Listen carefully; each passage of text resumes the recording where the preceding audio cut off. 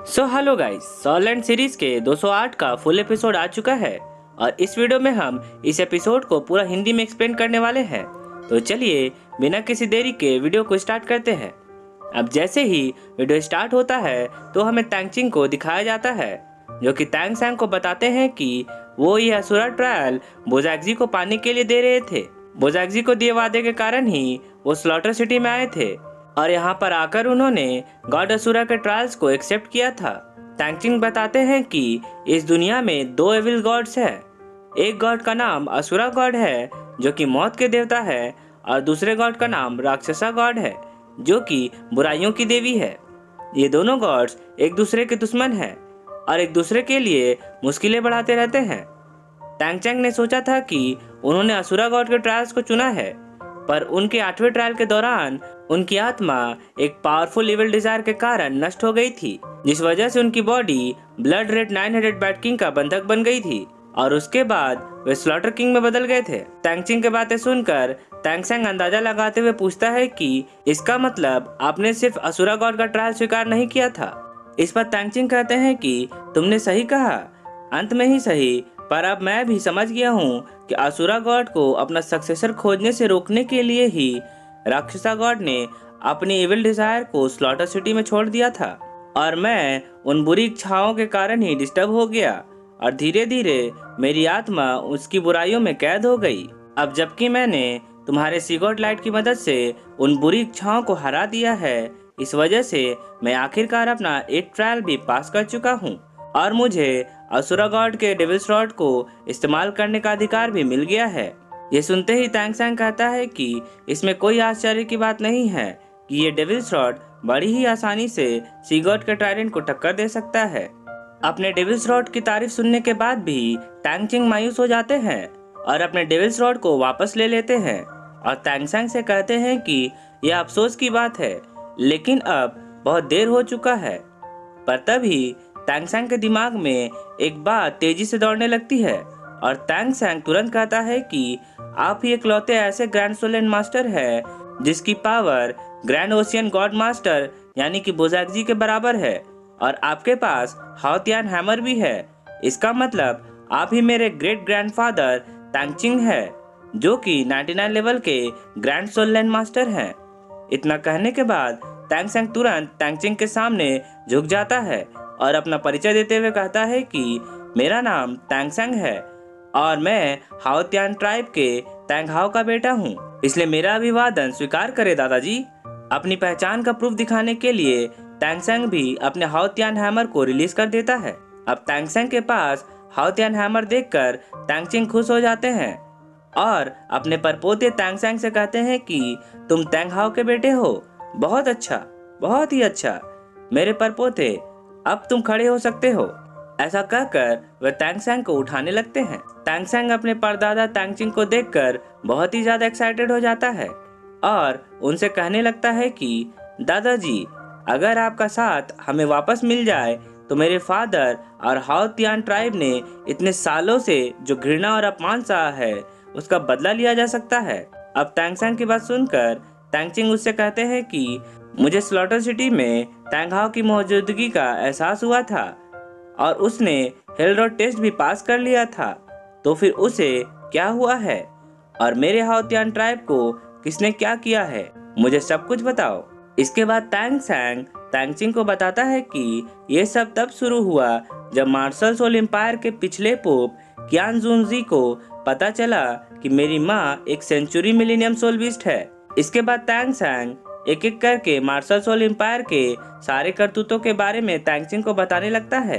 अब पूरी कहानी सुनने के बाद तैंगचिंग कहते हैं कि मार्शल सोल एम्पायर और क्यान दलवो सच में बहुत नीच हो गए हैं। उन लोगों ने तैंग हाओ के साथ ऐसा भयानक सुलूक किया। मुझे समझ में नहीं आ रहा है कि आखिर तैंग हाओ इतना नादान कैसे हो गया। इसके बाद तैंगसैंग आगे कहता है कि मार्शल सोल एम्पायर अपने बुरे कर्मों का कीमत जरूर चुकाएगा, लेकिन अभी के लिए यह अवसर आपके हाथों में है। दादाजी, अब फिर से हाओतियान ट्राइब का नेतृत्व कर लीजिए। अपने परपोते का सुझाव सुनकर अब तैंगचिंग राहत की सांस लेते हैं और फिर कहते हैं कि यह मेरी ही गलती है कि हमारा ट्राइब इस हालत में पहुंच गया है। पर अब मैंने अपना मंजिल तय कर लिया है।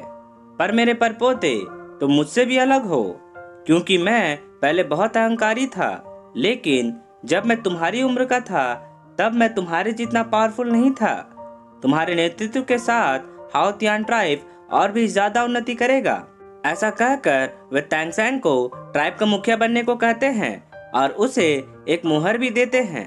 और फिर वे आगे कहते हैं कि जहाँ तक मेरा सवाल है तो मुझे अभी तक बोजागजी से किए गए अपने वादे का एहसास है। इसके बाद हमें हाइशन आइलैंड का पुराना दृश्य दिखाया जाता है, जहाँ पर बोजागजी तैंगसैंग को बताती है कि बहुत समय पहले मैंने कियान दलवो और तैंगसिंग से कहा था कि जो सबसे पहले 100 लेवल पे पहुंचेगा मैं उसी के साथ रहूंगी। यह तैंगसिंग के लिए अपनी भावनाओं को दिखाने का मेरा अपना तरीका था, लेकिन उसने इस बात पर सच में विश्वास कर लिया और ये वादा करके चला गया कि जब तक वो गॉड नहीं बन जाता तब तक वो वापस नहीं आएगा। इस बात को याद करके अब तैंगसैंग अपने परदादा तैंगसिंग की ओर देखने लगता है और सोचने लगता है कि कियान दलवो और सीनियर बोजागजी दोनों को उनके पद विरासत में मिले हैं और वे कभी भी लेवल 100 तक नहीं पहुंच पाएंगे। लेकिन परदादा ने सीनियर बोजागजी के इरादों को समझा ही नहीं, जिसकी वजह से वे दोनों इतने सालों से अलग रहे हैं। अब तैंगचिंग अपने परपोते तैंगसैंग से विदा लेते हैं और वहां से चले जाते हैं। इसके बाद सीन चेंज होता है और हमें सीगोड हॉल दिखाया जाता है, जहां पर बोजागजी अपनी आंखों में खुशी लिए तैंगचिंग का इंतजार कर रही थी। शायद सीनियर बोजागजी अपनी स्पिरिचुअल सेंस की मदद से ये जान गई थी कि तैंगचिंग अपने वास्तविक रूप में आ गए हैं और वे शायद उन्हीं के पास मिलने आ रहे हैं। इस वजह से अब सीनियर बोजागजी बहुत खुश थी, क्योंकि इंतजार की घड़ियां अब जल्दी खत्म होने वाली थी और वे दोनों एक होने वाले थे। इसके बाद सीन फिर से चेंज होता है और हमें स्टार द फॉरेस्ट दिखाया जाता है, जहां पर तैंगसैंग अपने परदादा के दिए गए हाओ तियान हैमर के मुहर को देख रहा होता है और उनकी बातों को याद कर रहा होता है। अब जब तैंगसैंग भी वहां से जाने लगता है, तभी हुईलिना भी होश में आ जाती है और उसे पता चलता है कि अब वहां पे स्लॉटर किंग नहीं है। इसलिए वो कंफर्म करने के लिए तैंगसैंग से पूछती है कि क्या तुमने स्लॉटर किंग को मार डाला है। इस पर तैंगसैंग उसे हाँ कह देता है। अब हुईलिना तैंगसैंग से पूछती है कि क्या अब तुम मुझे नहीं मारना चाहते हो। इस पर तैंगसैंग उसे याद दिलाते हुए बताता है कि जब वे स्लॉटर सिटी से बाहर निकल गए थे और तैंगसैंग बेहोश हो गया था, तब हुईलिना के पास उसे मारने का मौका था, लेकिन उसने तैंगसैंग पर अटैक नहीं किया था। इस वजह से अब उनका हिसाब बराबर होता है और अब वे एक दूसरे के साथ नहीं हैं। इस वजह से अब से वे सिर्फ एक दूसरे के दुश्मन हैं। ऐसा कहकर अब तैंगसैंग अपने सीगो ट्राइडेंट से हुईलिना और अपने बीच एक लकीर खींच लेता है। वो इस लकीर के जरिए हुईलिना को ये समझाना चाहता था कि अगर हुईलिना ने उस लकीर को पार किया तो तैंगसैंग के हाथों से उसे कोई नहीं बचा पाएगा। तैंगसैंग की ये बातें सुनकर हुईलिना रोने लगती है और फिर अब उस लकीर को देखकर हुईलिना भी कहती है कि तुम सही हो, अब से हम सिर्फ दुश्मन हैं। ऐसा कहकर हुईलिना तैंगसैंग के स्लॉटर सिटी वाले मास्क को तोड़ देती है, जो उसने इतने सालों से संजो के रखा था। अब फिर हुईलिना भी वहां से चली जाती है।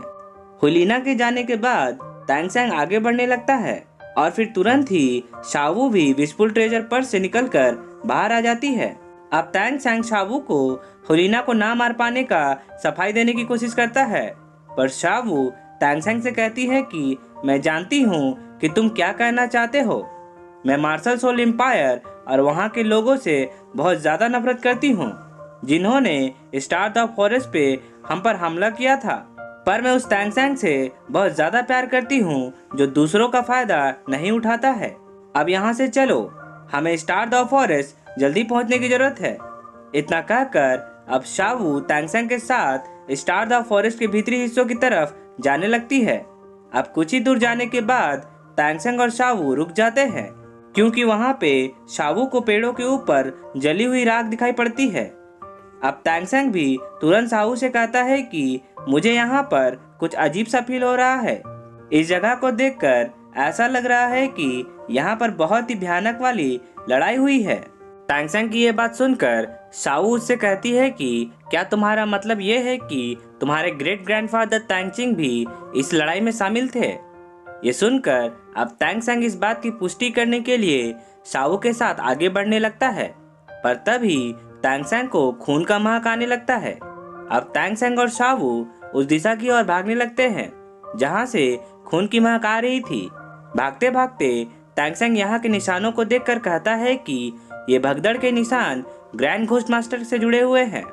ये सुनकर शाओ तांगसेंग से कहती है कि तुम्हारा मतलब ये है कि मार्शल सोल एम्पायर के बाकी लोग यहाँ पर हुलीना के साथ आए थे और यहाँ पर एक भयानक वाली लड़ाई हुई थी। इस पर तांगसेंग शाओ से कहता है कि यहाँ पर सवाल ये है कि आखिर मार्शल सोल एम्पायर किसके साथ लड़ाई लड़ रहा था। इसके बाद तुरंत ही शाओ को पेड़ों के ऊपर मार्शल सोल एम्पायर के इलाइट सोल मास्टर्स की लाशें लटकी हुई दिखाई पड़ती है। अब तांगसेंग पता लगाने के लिए अपने पर्पल डेमन आई का इस्तेमाल करता है और उसका ब्लू सिल्वर स्पाइक्स चारों तरफ फैलकर सुराग ढूंढने की कोशिश करने लगता है। पर तभी तांगसेंग को टीचर किंगमिंग का जलता हुआ मार्शल सोल बैज मिलता है। इस बैज को देखते ही तांगसेंग समझ जाता है कि ये बैज सीनियर किंगमिंग का है। अब तांगसेंग को उस जगह पे हुई सारी घटना का दृश्य दिखाई देने लगता है कि कैसे टीचर किंगमिंग ने अपने स्टूडेंट्स को बचाया और फिर उन्होंने कितनी बहादुरी से ओल्ड घोस्ट मास्टर से लड़ाई लड़ी और आखिर में वे ओल्ड घोस्ट मास्टर के हाथों मारे गए। अब तांगसेंग इस दृश्य को देखकर बहुत दुखी हो जाता है और गुस्से से उसका शरीर कांपने लगता है। अब वो शाओ से कहता है कि हमने यहाँ पहुँचने में बहुत देर कर दी। अब शाओ तांगसेंग को गुस्सा होता देखकर उसे शांत कराती है और फिर टीचर किंगमिंग के सिल्वर बैज को लगातार जलता हुआ देखकर तांगसेंग से पूछती है कि आखिर ये इतनी देर तक कैसे जल रहा है। अब तांगसेंग थोड़ा शांत होकर शाओ को बताता है कि सीनियर किंगमिंग को 8वां सोल रिंग एक खास तरह के सोल बीस्ट से मिला था जिसे सीक्रेट फायर बीस्ट के नाम से जाना जाता है और इस सोल बीस्ट के पास पवित्र आग के गुण होते हैं।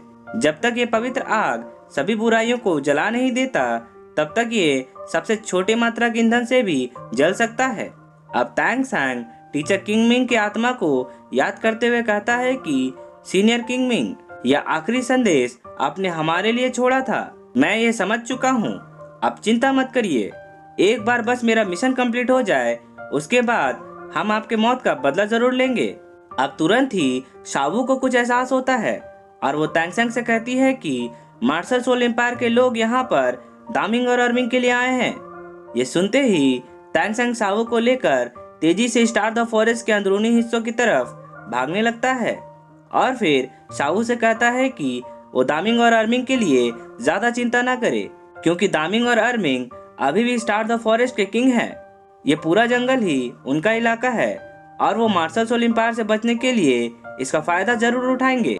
और सबसे जरूरी बात यह है कि वे दोनों बहुत ही ज्यादा इंटेलिजेंट है।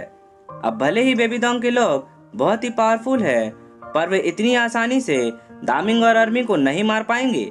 अब स्टार द फॉरेस्ट के अंदर भागते हुए तांगसेंग और शाओ कुछ ही दूर पहुंचते हैं तो वे पाते हैं कि जंगल के अंदरूनी हिस्से से बहुत सारे सोल बीस्ट भागते हुए बाहर निकल रहे हैं। अब इस भागम दौड़ में छोटे छोटे सोल बीस्ट लड़खड़ा कर गिरने लगते हैं। अब एक छोटे सोल बीस्ट को खतरे में देखकर शाओ उसे बचा लेती है। इसके बाद शाओ खतरे में पड़ जाती है तो तांगसेंग उसे बचा लेता है। इतने सारे सोल बीस्ट को एक साथ डर कर भागता हुआ देखकर तांगसेंग और शाओ समझ जाते हैं कि वाकई में दामिंग और अर्मिंग बहुत बड़ी मुसीबत में है। अब शाओ भावुक होकर तांगसेंग से कहती है कि मैं दामिंग और अर्मिंग के साथ ही बड़ी हुई हूँ। वे दोनों मेरे सगे भाइयों जैसे हैं, इसलिए मुझे उन्हें बचाने जाना है। पर मार्शल सोल एम्पायर बहुत ही पावरफुल है और मैं तुम्हें खतरे में नहीं डालना चाहती हूँ। शाओ को चिंता करते हुए देखकर तांगसेंग उससे कहता है कि तुम चिंता मत करो, मेरा blue silver domain star the forest जैसे बड़े जंगलों में सबसे अच्छा काम करता है और फिर मेरे पास वासी पिरामिड का प्रोटेक्शन भी तो है, इसलिए मैं सुरक्षित रहूंगा। इतना कहकर अब तांगसेंग शाओ के साथ फिर से जंगल के अंदरूनी हिस्सों की तरफ भागने लगता है और फिर यहीं पे ये एपिसोड खत्म हो जाता है। सो गाइस, अगर आपको ये एक्सप्लेनेशन पसंद आया हो तो इस वीडियो को एक लाइक जरूर कर देना और अगर आप एक नए एनाइम लवर हैं तो मेरे चैनल को जरूर सब्सक्राइब कर ले, क्योंकि मैं ऐसे ही वीडियोस लाता रहता हूँ। तो मैं मिलता हूँ अपने नेक्स्ट वीडियो के साथ। तब तक के लिए take care and good day.